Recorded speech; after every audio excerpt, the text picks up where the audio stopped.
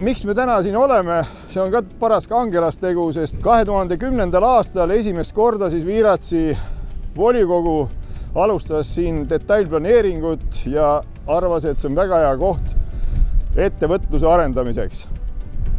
Aastad läksid, 2017 sai siis lõpuks valmis esimene osa ja siit edasi juba 2018 siis oli teine etapp, 19 kinnistut, neist pooled on täna juba omaniku leidnud.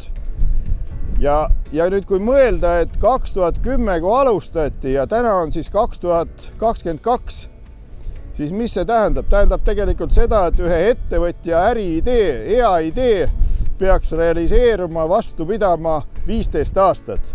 Nagu nii vaadata, siis need ettevõtjad, võib-olla kes alguses arvasid, et siia saavad omal ettevõtet rajada, need on juba, ei tea, teiste ideedega, ma arvan.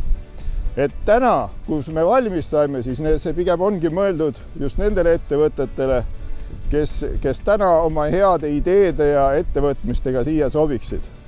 Või ka need, kellel on äri hästi läinud ja edasi laiendada saavad. Kokku on see projekt meil siin maksma läinud 2,4 miljonit. Et võib-olla kui vaadata, siis väga hästi välja ei paista, aga enamus sellest rahast on maal.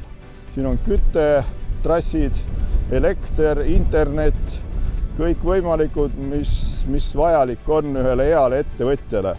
Isegi töötajate peale on siin mõeldud, kui näete, on kergliiklusteed igal pool.